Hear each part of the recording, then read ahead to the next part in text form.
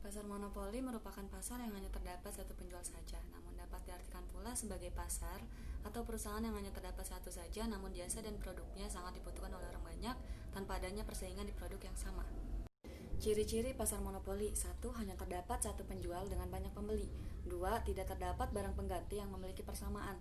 3. Adanya hambatan yang besar untuk masuk pasar. 4. Penjual dapat menentukan harga sesuai keinginannya. Kelebihan pasar monopoli: 1. Munculnya kreativitas dan inovasi. 2. Adanya hak cipta atau hak paten. 3. Kecilnya peluang untuk berkompetisi. Kekurangan pasar monopoli: 1. Memicu perkembangan pasar gelap. 2.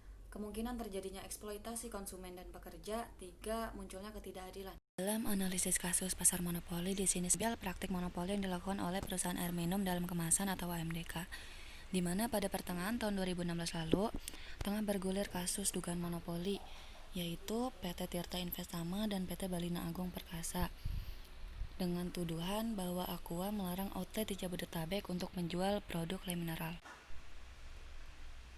Dalam kasus ini terdapat pula perjanjian tertulis yang memerintahkan bahwa penjual dari produk PT Tirta Investama bersedia untuk tidak menjual produk air minum dalam kemasan atau MDK dengan merek Le Mineral. Dalam hal tersebut, tindakan nyata bahwa terlapor melakukan tindakan anti persaingan dengan tujuan untuk menghambat laju kompetitor. Jadi, akibat tindakan di atas, maka PT Tirta Investama dan PT Balina Agung Perkasa diduga melanggar ketentuan pasal 15 ayat 3 huruf B mengenai perjanjian tertutup, 16 huruf A dan B mengenai penguasaan pasar. Analisis putusan KPPU. Dalam analisis indikasi pelanggaran yang dilakukan oleh pelaku usaha, ada dua pendekatan, yaitu pendekatan ekonomi dan pendekatan yuridis. Dalam pendekatan yuridis terdapat dua macam, yaitu pendekatan per se ilegal dan pendekatan rule of reason, di mana pendekatan per se ilegal merupakan pendekatan yang menganggap tindakan tertentu sebagai ilegal tanpa menyelidiki lebih lanjut, sedangkan pendekatan rule of reason merupakan pendekatan yang menggunakan analisis ekonomi untuk mencapai efisiensi. Dalam kasus ini, PT Balina Agung Perkasa dan PT Tirta Investama diduga melanggar pasal 15 ayat 3 huruf B secara teori. Pasal 15 menggunakan pendekatan per se ilegal, namun pada praktiknya harus tetap dibuktikan, karena tidak semua perjanjian tertutup menimbulkan perilaku yang dapat menimbulkan persaingan tidak sehat.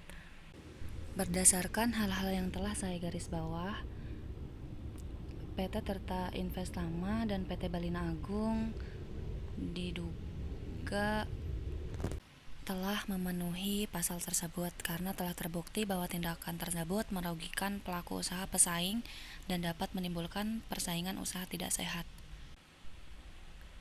Selain pasal 15 ayat 3 Undang-Undang Nomor 5 Tahun 1999, PT Balina Agung Perkasa dan PT Tirta Investama juga diduga melanggar ketentuan pasal 19 huruf A dan B Undang-Undang Nomor 5 Tahun 1999, yang mana pasal tersebut dirumuskan secara rule of reason, karena dalam kasus ini terdapat perilaku PT Tirta Investama dan PT Balina Agung Perkasa yang membuat pelaku usaha pesaing terhalangi dalam mendistribusikan air minum dalam kemasan.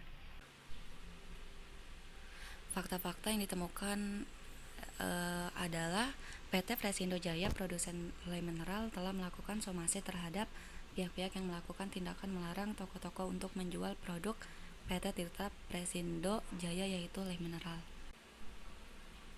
PT Tirta Investama dan PT Balina Agung Perkasa, sebagaimana yang kita ketahui, melanggar pasal 15 ayat 3 dalam membuktikan unsur-unsur dari pasal 15 ayat 3.